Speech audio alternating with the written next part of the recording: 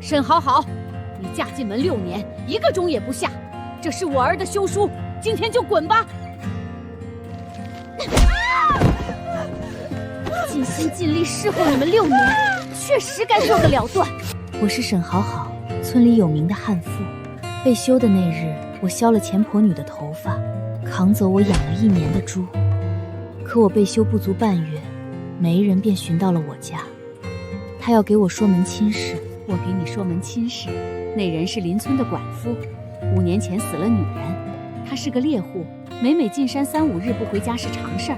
他一進山，留下家中的2個孩兒不放心，便想着要尋個人幫他照看孩兒。他家只他和2個孩兒，嫁過去就是你當家做主。五郎又是個貼心人，絕不會叫你受半分委屈的。我應下了。好好，來，過來。這就是我跟你提過的人，名叫宋全，人可好了。你爹娘呢？在屋里，去里面坐吧。1年能得多少野物皮货？家裡還有什麼人？1年得的野物皮货可得30、40貫，運氣好的話更多一些。家裡還有2個孩子，1個兒子，1個女兒。孩子平時都做些什麼？大郎今年虛歲10歲，有時也会跟着我进山去。秀兒還小，但是家裡的活兒也能帮襯着做一些的。这也好，晚上一起喝点吧。年收入30、40貫，村裡一般人家根本比不上。他看面相就不是個刻薄人，家中人口簡单，我對這門婚事十分滿意。若你嫁過去有了歸屬，別把我們忘了。哎呀，宋公子好酒量啊，以後你就是我姐夫了。有好處別忘了小弟啊。进來吧，過來吃點肉。娘，我姐是有福氣的，這人還會給娃子肉吃。這人雖憨厚，但待人還行。自己回家這幾日，沒少受家裡人白眼，過不了多久就會被打發出去，不如嫁他算了。天黑路滑，沈姑娘別送了。我的名聲不好，你為何來我家提親？那徐老三不是好東西，這不怪你。自打被休後，這還是第一次有人說不怪我，旁人說也就罷了，最傷人的話，總是從家人口中說出來。你挑個好日子，咱們成婚吧。村裡人的日子本就艱難，正經娶妻也不會大操大辦，酒菜裡有幾塊肥肉已算好的了。更何況我是宋全娶的繼室，可宋全卻3書6禮，一樣也沒少地將我娶進了家門。我已是第2次成親，第1次時年少，滿心期待和緊張。如今我已做過6年人婦，早學會了鎮定自若，亦學會了不過於期待。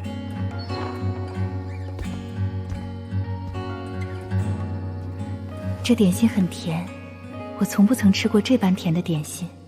這孩子倒是有心。二娘累了，今日就算了，待明日定然叫你們看個夠。一個快而立之年的男人，竟有些清澈明朗。好了嗎？沒有，這般明朗老實的男人，挺好的。餓了一整日了吧？你且等一等，我看看廚下還有什麼吃食。好。五郎這是疼心媳婦呢，連鬧洞房都不讓，真是把人寵上天了。可不是嘛，這新媳婦看着文靜，沒想到五郎這般上心。給你端了碗面，咱們這地兒娶妻嫁女都會做，你先吃點墊墊。謝謝你。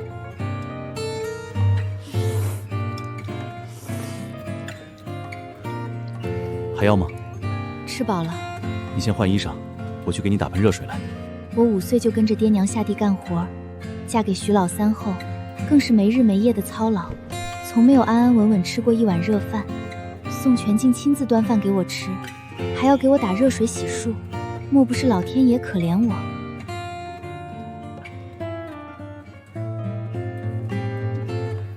我手粗，怕弄壞了，待我洗漱完了便換上。好。在想什麼呢？這般容易害羞，倒不像個常年進山打獵的獵戶。宋郎，我還是第1次被人侍奉，我发妻還在時，每次我進山回來，都是他給我洗腳。直到他一病不起，我才知道，他平時操勞家務，腳都起泡結繭了。從那時起，我就發誓，要讓我的妻子活得輕鬆一些。原來是這樣。雖然他走了，但你來了，我也要對你好。其實，我也是第一次穿禮衣，真的很舒服。我娘家窮，不捨得買細棉布去做禮衣的。你這次拿了這麼多彩禮，我娘倒大方了一次。做主讓我扯布，我便扯了細棉布，做了這2身禮衣，算是回禮吧。二娘有心了。村裡人說，夫妻相得，魚水之事便是人間美事。我從前不懂，直到今晚才知曉，原來真正的男人是這般溫柔。原來我也可以是個溫柔多情的女人。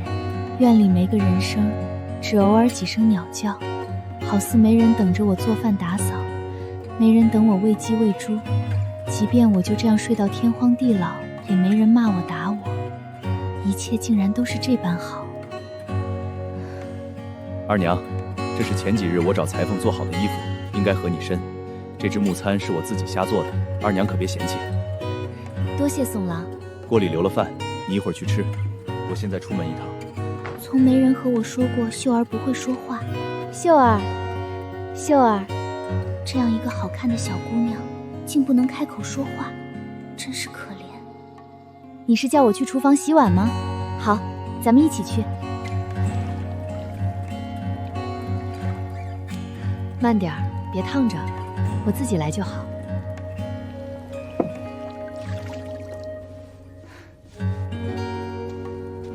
吃吧，咱們一人一半，以後有我在，不會讓你餓着的。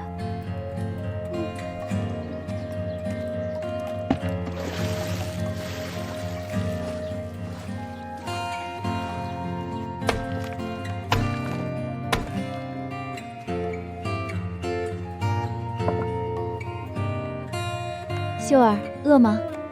已經中午了，宋郎他們可能一時回不來呢，我給你做吃的好嗎？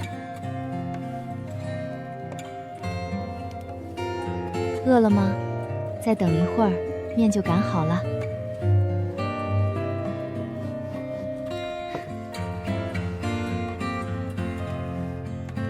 这是送你的小禮物，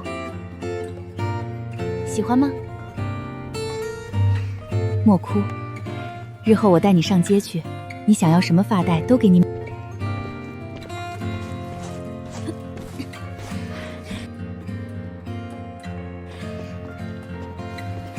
怎的哭了？是不是受委屈了？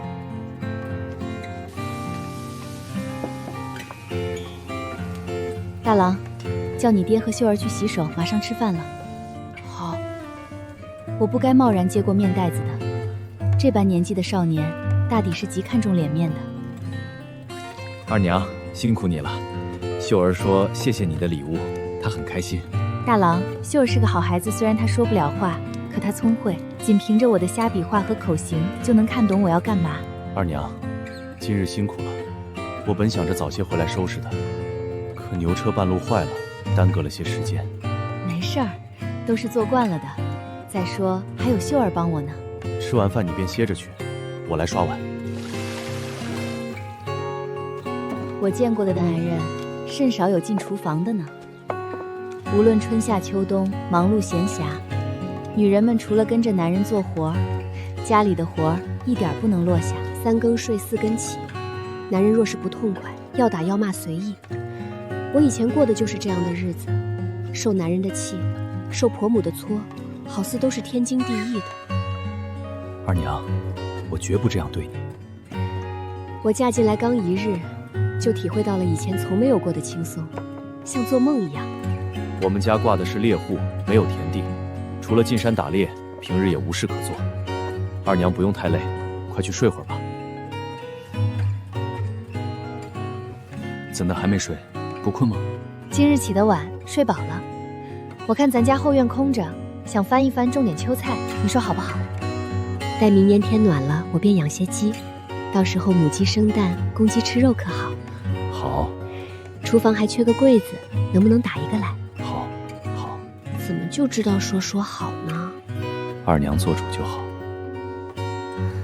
晚上熬的白粥，我也不会做旁的，你将就着吃一口。不将就，很好。你为何对我这般好？我多怕这些好都是假的，都是一场梦。男人对女人好，天经地義。这便是我这些年攒下的全部家当了。金釵是今日買的，還有這盒面樽，城裡的婦人都拿它抹臉擦手呢。我說這是一場夢吧，我做夢都沒做過這般的好夢。過幾日我便進山，運氣好能獵幾交好貨，賣了皮毛也就夠咱們過個好年了。到時候再給你同孩兒們一人做一身新襖子。我什麼都不要，只願這場夢不要醒就好。二娘，日後你便管着咱家，咱們好好將日子過下去吧。秀兒雖不會說話，可心靈手巧，你莫要嫌棄她。大郎話少，可心地純良，也是個好孩兒，他們定然會尊敬你。宋郎，這是我的家，你是我的男人，孩兒便是我的孩兒了，你不須如此的。即使以後有了我們自己的孩子，我也會一如既往地對待大郎和秀兒。好，你注意安全，早點回來，我和孩兒們等你。二娘，我進山去了，家裡就交給你了，照顧好自己和孩兒們，不要擔心我。宋郎進山後，我便把後院空地翻了翻，種上一些菜。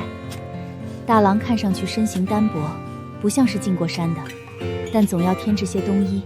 我櫃裡有2匹新布，也可以給秀兒縫一套棉襖。大郎，過來，我給你量身，給你和你和妹做件棉衣，天快冷了。母親，我有棉衣，不必做也可以的。這可不行，你身形單薄，寒氣入體，可是要生病的。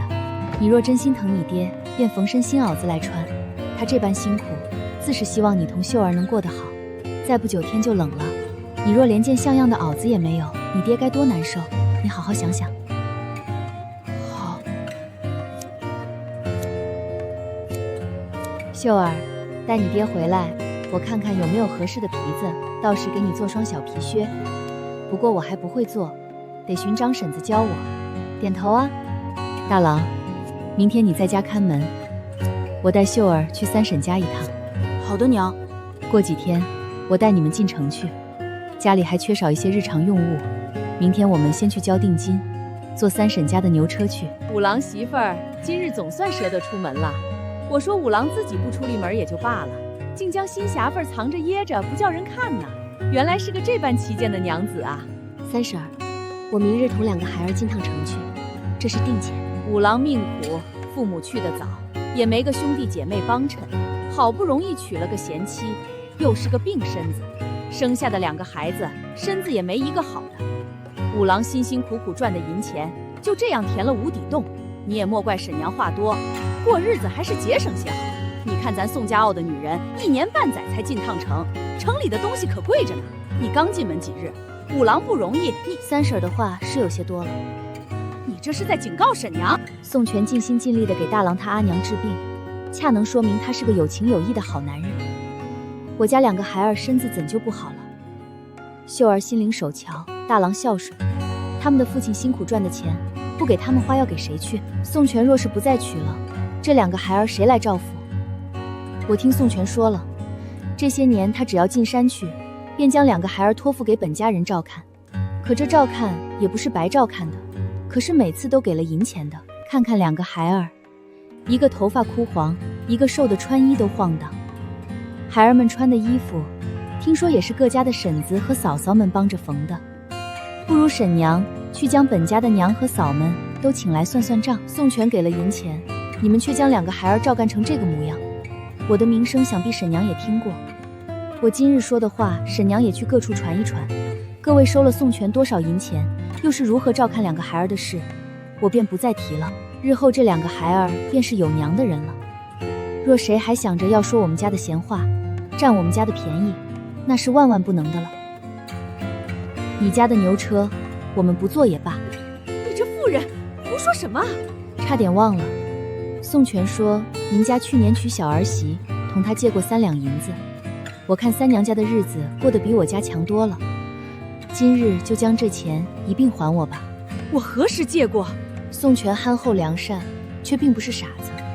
各家写的欠条都在我家的小木箱裡收着呢，那上面可有三婶娘按的手指印。婶娘若是不认，我便送到官府去，叫官老爷们认。宋全不来要，是看在親戚的面上不好開口。我同你們可沒什麼干係。沈娘是將銀子還了，還是要我明日拿着欠條去衙門？沈娘沒聽說我拿殺豬刀幫人剃頭髮的事兒嗎？五郎這是娶了個活夜叉呀！這銀子我回去稱一稱，若是不夠我還來。娘順便幫忙散一散，叫欠了我家銀錢的都來還一還。真窮的也就罷了，若是家裡有錢藏着不還的，便別怪我心狠手辣。待過完年我要送大郎讀書去，欠我家的要一文不少的還來。讀書？想瞎了你的心了！你以為那書是誰都能讀的？一年錦書就要多少銀錢，你可知道？一個後娘演得像真的一樣，還讀書？娘，我來尋你。你是想說你明日不同我們進城去了，叫我不用交你坐牛車的定錢了吧？不是，我是想說要和你們一道去的。現在就是你想去也去不得了，我將你三奶奶給得罪了。秀兒，你放心，日後有我在，沒人再敢欺負你，也沒人再敢說你是啞巴。我會好好待你，就像待自己的親閨女一樣。母親，真的要送我去讀書嗎？自是真的，為何？你不是喜歡讀嗎？母親可知讀書要多少錢？那可是一筆不小的開銷。我不知，只是我以為這事兒也不是你該操心的事兒。母親，你不必懷疑我的用心，亦不必感念。你若是讀得好，日後有個一官半職，宋家算是改換了門庭。我日後生的男孩也不再是獵戶的身份，他的兄長是官家人，他日後也能讀書做官。生的女孩身份更是不一樣了，他有個做官的哥哥，自能嫁個好人家。我若是讀得不好呢？再不濟，日後總能做個教書先生吧。若是做官不成，日後在鄉裡開個書館，教孩兒們啟蒙也是好的。你不是說讀書須得許多銀錢嗎？到時你賺了銀子，養着我們便是了。當然，你若是不想讀也成，那便隨着你爹進山打獵去，剛好省下了一筆銀錢，我的日子也能過得寬裕些。大郎，我可是後娘，沒那許多耐心，你可想好了再同我說話。母親，我要讀書。宋全不在的日子，我就抱着秀兒一起。第二日我們沒能進城，牛車上的人約滿了，陸陸續續來了幾個還錢的，皆是絮絮叨叨說了一堆不義，似聽了他們的話，我便心軟不要錢了似的。母親，剩下的人家日子都不好過，那些錢，要不就別要了吧。過幾日待你爹回來了再說。對了，你爹是如何想到讓寫欠條的？他勉強能認得幾個數字，可叫他寫，他也不會啊。5年前我娘病重，爹要拉我娘去城裡找大夫，可錢不夠。村東頭的黃彪借過家裡5兩銀子，爹去要，他不僅不給，還不認賬。後來我娘就沒了，再有人來借錢，又怕他們不還，便叫我寫了欠條，叫他們按手指印。我那時年幼，字寫得不好。你年紀那般小，就能將字寫得齊整，已是大不易了。大郎，你幼時讀的書嗎？是我娘教的。母親可聽說過於孝林貪腐案？我外翁原是於孝林府上的管家，後來於孝林貪腐事發，我外翁受了牽連被砍了頭。我娘原是於府三娘子的貼身丫鬟，自幼跟着於三娘子一起認的字。後來於府的下人皆被拉到街茶發賣，我爹進城送皮貨，見我娘可憐，便將她買回來了。原來還有這樣一段往事啊，大郎，你的阿娘也是個可憐的人，既有這般的底子，你爹怎麼不送你去讀書呢？我娘的病掏空了家底，那些時日連吃飽肚子都難。我娘走了，我爹便病了半月。我爹說要送我去的，我說等家裡攢夠了錢便去，一來二去就拖到了現在。我這人不大會說話，更何況是這樣年歲的一個少年，實不知說什麼才能安慰他。他失去了自己的親娘，說什麼才能叫他不難過呢？說什麼也無用的。2日後，我們坐上了鄰村的牛車，進了城，將要買的東西買了下來。我又帶着2個孩兒去了文華書院，聽說它是城裡最好的書院，束修1年10兩，如若需要管吃住，另外需要再加5兩。若是再加上逢年過節給先生送禮、筆墨紙案的費用，1年少說也得30-40兩。母親，1年30多兩，太貴了。不怕，我同你爹供養得起，你挺胸抬头，活着就得有奔头。我和你爹尚且还有，你这樣一個少年，怎能就此放棄呢？不過，書院不是什麼人都要的，特別是大郎這樣年紀的，都要考核1、2才能收。我不知人家考核的是什麼。我倒是打聽過，需要去買幾本書，另外還要買筆墨紙硯，一下子花出去了2兩多銀子。看來這讀書千真萬確不是誰想讀就能讀的，它是真費錢啊！我肉疼得緊。可這些錢關係到一個孩兒一生的前程，貴也是有貴的道理的。你爹走了7日還不曾回來，也沒個打聽的地方。往日出去10多日也是有的，娘不用擔心。擔心也無用。我進城看有人往酒樓餐馆送乾貨，打聽了一下，1斤乾菌可得20文，20文也是錢啊。每日閒着無事，便帶着阿秀上山去，深處不敢進去，便在近處撿拾菌子。這日和平常無異，大郎在房裡溫書習字，我在廚房做飯。秀兒將撿來的菌子在院子中曬下，便出門玩去了。不過1刻鐘，門外便吵吵嚷嚷，有人叫我。宋全媳婦兒，你給我出來，看看你家秀兒做的好事兒。你先放秀兒下来，有話說來便是。你看看你家秀兒，將我家柱子打成什麼樣了？你看，額頭被砸了這麼大一個包出來，我兒子都破了相了，以後怎麼找媳婦兒？柱子娘，柱子哪裡受傷了不成？我看這包也不大，若不仔細找，還真找不着。你這是護着你家孩兒，我兒子破了相，你必須給我一個說法。不是我說，這秀兒沒娘沒得早，沒人教養也是有的。你說你這新嫁進來的後娘，也不知道教養規勸着點兒。現而今我家柱子破了相，你說該怎麼辦吧？你給我住口！孩子們打架總有個緣由吧？你可問過柱子，我家秀兒為何要打他？是用什麼打的？若是他先動的手，這事兒又怎麼說？難不成要我說你家柱子爹沒得早？你這個親娘教養不得當吧？你這是怎麼說話呢？大郎，你出來！怎的？秀兒打了我家柱子，你還要打架不成？你要讓柱子說一說，秀兒為何要打他？就是我不小心推倒了他，他用石子扔我。听見了沒？這是你家柱子說的，我家秀兒還沒說呢。這是被你嚇的。大郎，你問秀兒是怎麼回事？秀兒說他們幾個一起玩抓石子兒，秀兒連着贏了幾次，柱子不高興，一把將他推倒，還用腳踢他罵他。你和秀兒在一同玩是吧？童嬸說說，秀兒說的是不是真的？柱子都罵了什麼？是珠子先推倒了秀兒，又踢了秀兒好幾腳，說秀兒是個小啞巴，說宋五叔沒眼光，看不上他娘，非要娶個被休的惡婦，還說秀兒是個累贅拖油瓶。好得很。你現在還有什麼話要說嗎？他說的能信，那你家珠子的話能信？你給我聽好了，若是日後再叫我聽到什麼啞巴、拖油瓶、累赘之類的，我可不是我家秀兒，絕不會只扔一顆石子兒。哈，你想怎的？你管教不好孩兒，我便替你教，順便我再管管你這張碎嘴。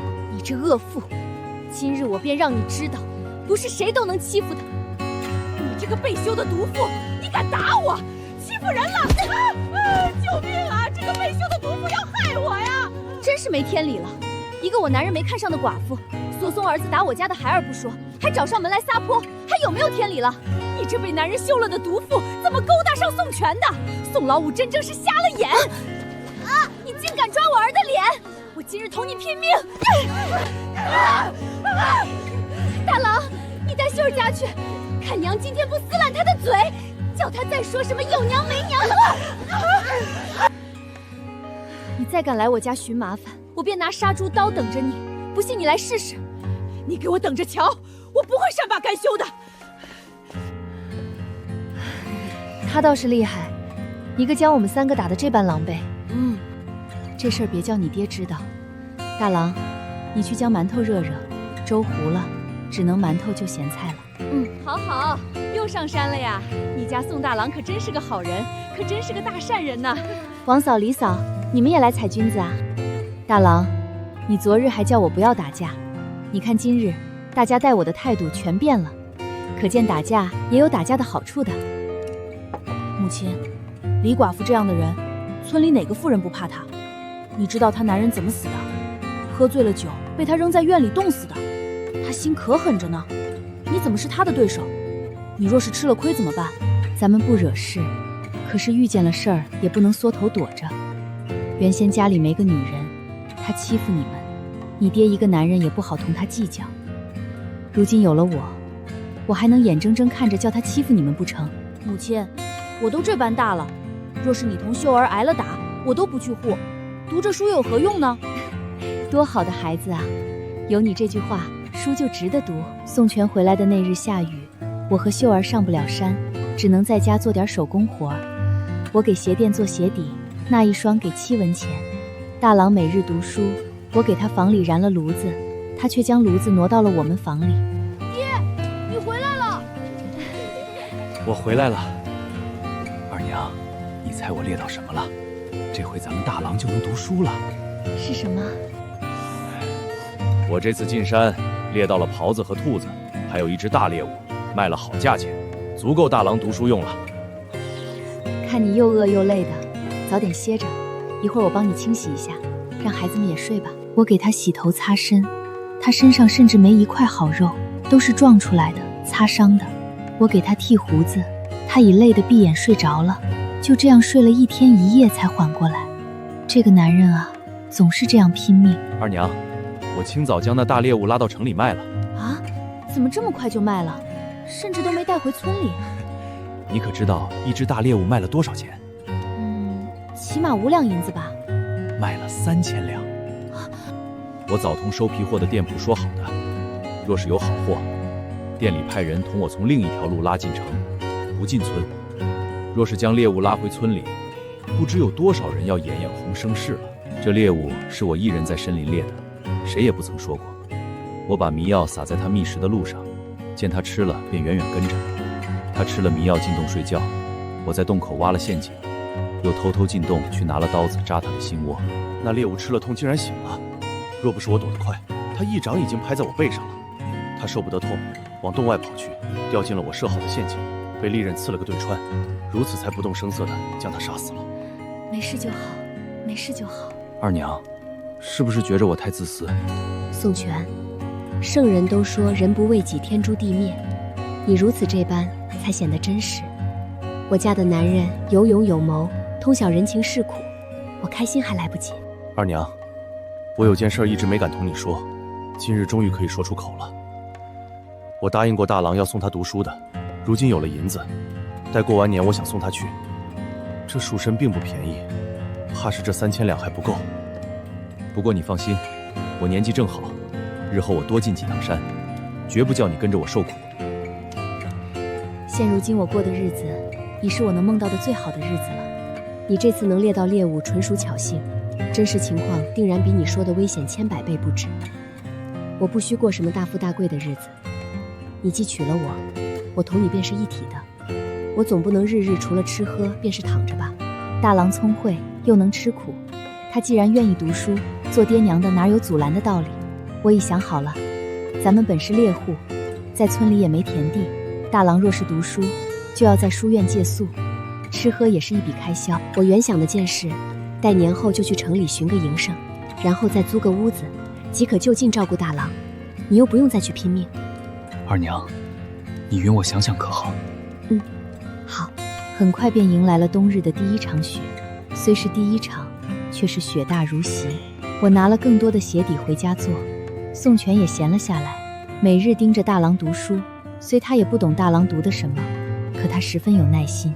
我漸漸已能看懂秀兒的大半手語，便看秀兒說話。日子平常，可最難得的就是這平常2字。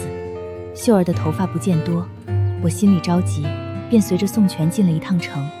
我們帶秀兒去了醫館。這孩子身體無礙，只有頭髮長得不好，將頭髮剃了，再按方子吃藥，吃完3副便可見效。沒事兒，頭髮很快就會長出來的。待長出新頭髮了，定然是又黑又亮。到時候便用新買的髮繩給你扎頭髮，好不好？乖，不怕，娘陪着你。誰說小孩沒自尊不愛美的？這點像你。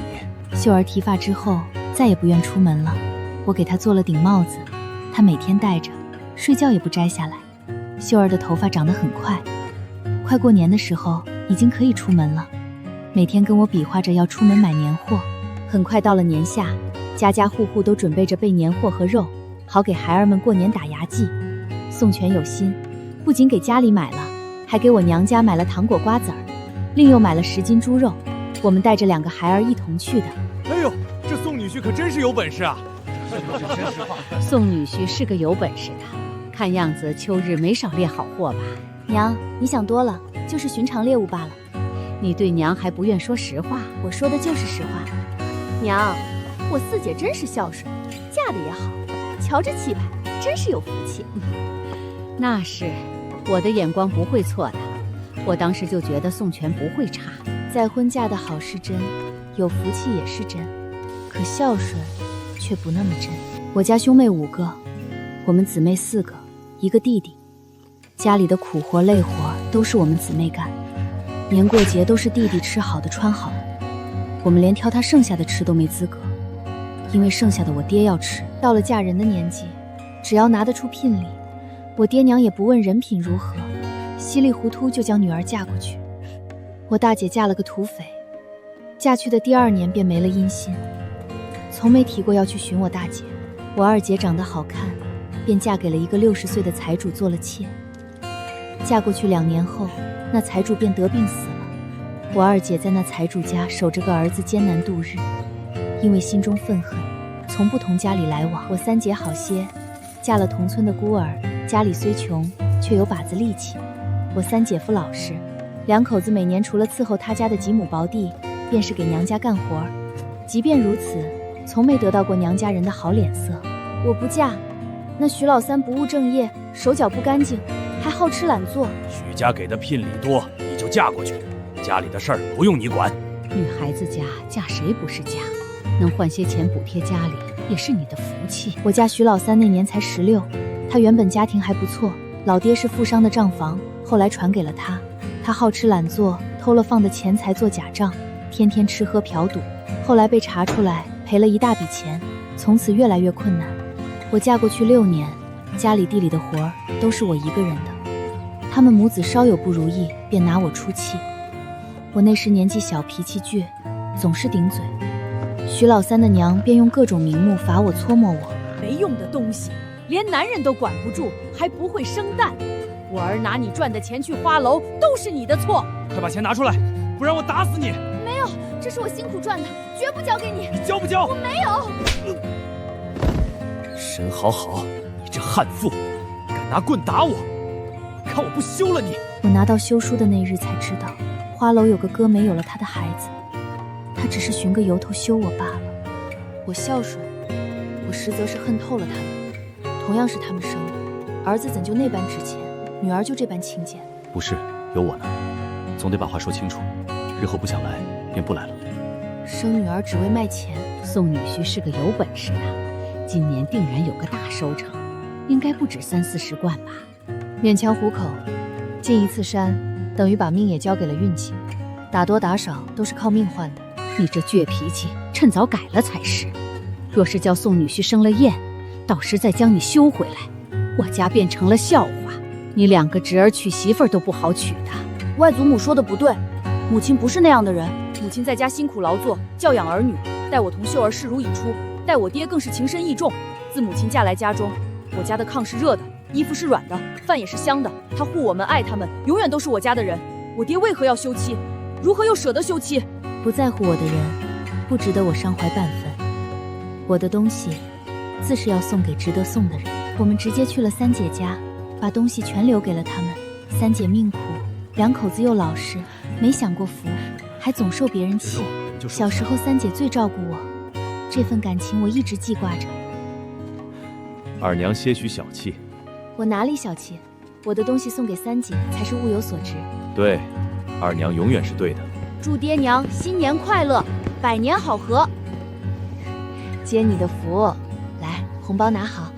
爹娘，你們放心，我一定會認真讀書，金榜題名。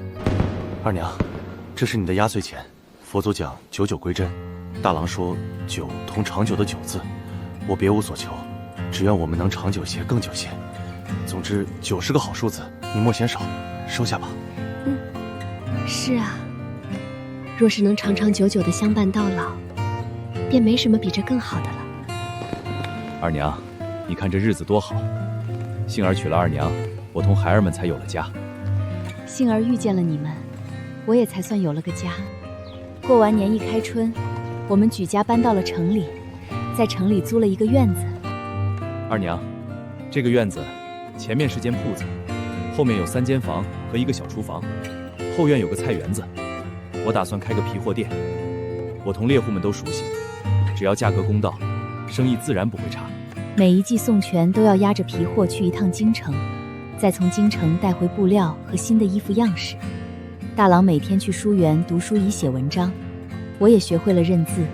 宋全不在時，便帶着秀兒守着鋪子。做生意并不如想象中簡單，要打點官府，與地頭交好，還得應付同行排擠。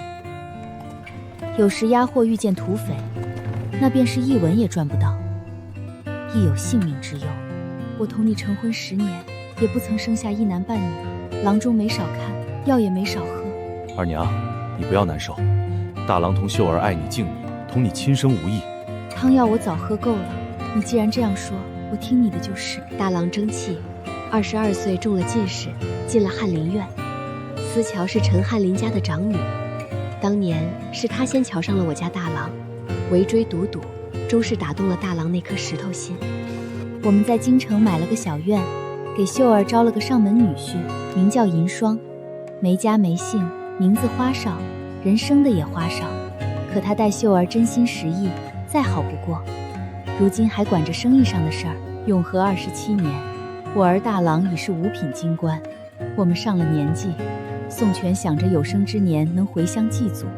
大郎孝順，立時告了假，同秀兒帶着我們一家老小出發了。一別家鄉10多年，倒想好好看看家鄉的模樣。雖然我未到而立之年，卻有着落葉歸根的感覺。那要不要賦詩一首，題名為《鄉愁》如何？那是我一人押貨，總覺着路長的看不到頭。如今再走，不知不覺便要到了。如意，那可不是有我們陪着你嗎？你不寂寞，走起來便快了。墨兒說得對，因為不寂寞，走起来便快了。你祖父當年心裡面有姓掛呀，他心裡裝着祖母、你爹還有你姑姑，總想着他不在家，我們會不會受欺負，能不能過得好。心有凤掛，便覺路長夢多。是啊，我總擔憂有人來尋麻煩，你忍不住同人家吵怎麼辦？他們若是動手呢？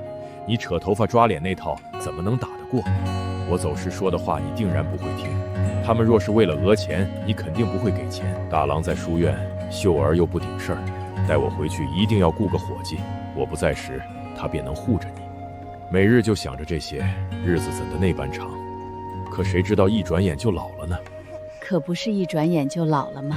村裡認識的老人已去了大半，連當年和我撕扯打架的李寡婦都走了。村子還是那個村子，人已不是當初的人了。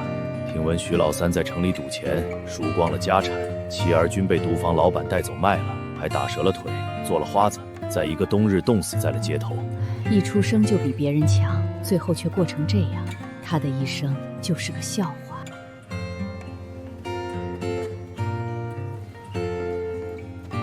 明日就要啟程回去了，我帶你去個地方。你怎知道此處的？我給大郎他娘燒紙，從這兒過去是近道。每每我路過這兒，總有人在那田埂下挖土，不一會兒便挖出個罐子，再往裡面丟幾個銅子兒進去。我見過給死人燒紙錢的，卻從沒見過給送真銅板的，便好奇想看看啊。我便蹲在這田埂上面聽着，那人每次都要將錢拿出來數一遍，再罵一通人，然後又對着那尋不見的墳坡許願。誰會同去世的人許願呢？可那人偏對着那裡說，希望被夫家修回家去。我覺得有意思，每每路過都要偷听，聽着聽着變成習慣了。你說那裡現在還有銅錢嗎？想什麼呢？我嫁你的前2日就挖出來了，一共427個銅錢。記得倒清楚。对那時的我來說可是一筆巨款。我都想好了，你若是待我不好，我便要帶着那些銅板走的。你傻不傻？就那點錢能讓你撐幾天？只要活着就有路走，怕什麼？我就是瞧上了你這股勁兒。原來你是那時瞧上我的呀！你知我在意，今天便同我說了。